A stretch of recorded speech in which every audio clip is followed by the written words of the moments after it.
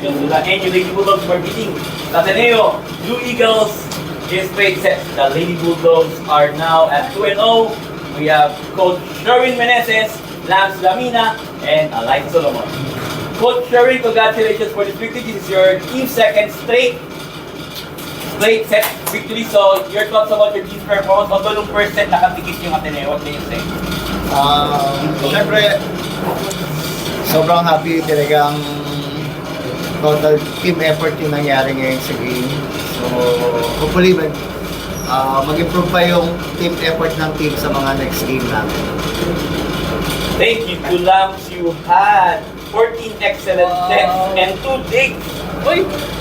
And 1 service ace and 1 attack. So, after 2 games, ano masasabi mo so far sa team? Do you think na meron pa kayong i-improve sa laro nyo kahit puro straight sets ang panalo? Or may nakikita ba kayong kailangang pulit-pulit para siyempre maging maganda yung kampanya nyo this season? Hello. Ayun po. Ako sobrang happy ko sa ginagawa ng teammates ko, sa team effort ng bawat isa. But still, marami pa kami improve kasi marami kaming unnecessary errors kanina. And ayun, hopefully sa next game, ma-improve pa namin lalo. And to our best player, Alayco Solomon, you had 10 of 26 attacks, 1 block, 1 service ace, and 3 digs. So, yun.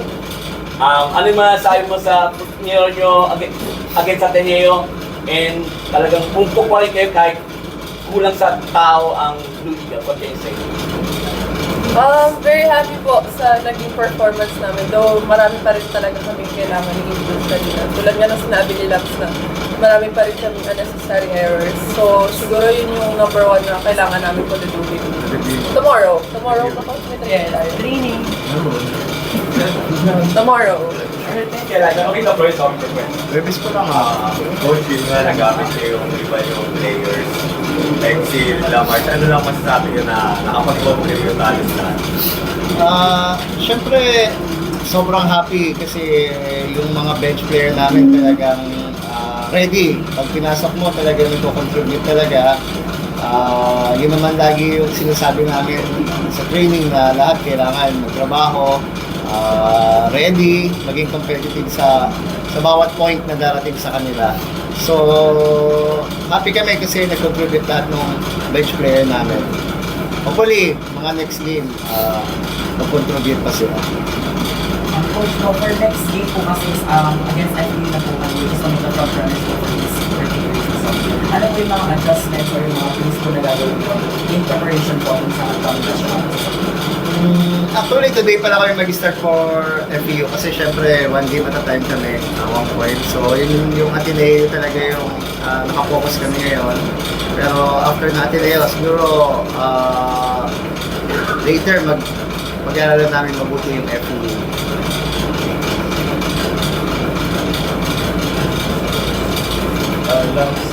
Previously sinabi ni Bella na under Coach Sherwin parang mas nagiging simple yung paglalaro ng volleyball. From your perspective na playmaker at 2-0, paano siguro nakakatulong yung sistema ni Coach Sherwin sa paglalaro niyo? For me, totoo nga sabi ni Bella, napakasimple lang yung sistema ni Coach. Plus, nagiging simple lalo yung laro ng volleyball. And ayun, sobrang laki ng impact din ni Coach Sherwin kasi nabibigyan din kami ng confidence every training and every game. So, ayun lang po. Salamat po. May examples ka doon? Example. In terms of sa training po ba? Ikaw, from your perspective na setter ka. As a setter. Sa setting? As a setter. As a setting? Magaling na sila. Uy! Hindi po, marami pa need talaga na i-improve. Kasi nandito pa lang naman ako, yung iba nasa taas na. Pero kailangan, humble lang tayo.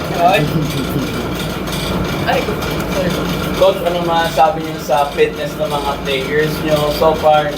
They look excellent in terms of fitness. So, ano masasabi mo sa yung fitness ng mga players mo so far? Fitness.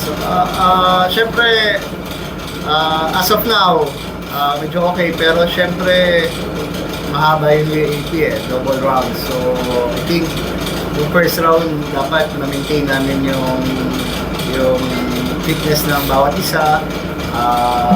Hopefully, less injury kasi napaka-importante ng mga games. So,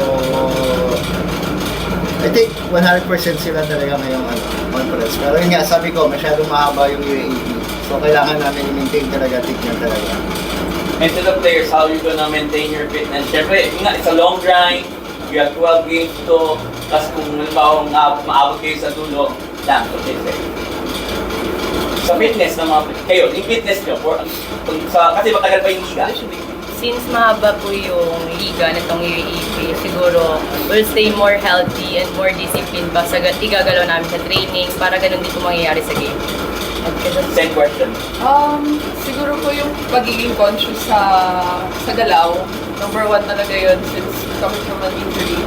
Kasi no time na na-injury ako, parang sobrang wala akong pakialam sa galaw ko. Then, after injury, doon ko na realize na sobrang importante na maging conscious ka sa galaw ko para maiwasan yung injuries ko. Congratulations, Coach Sherwin Lams, and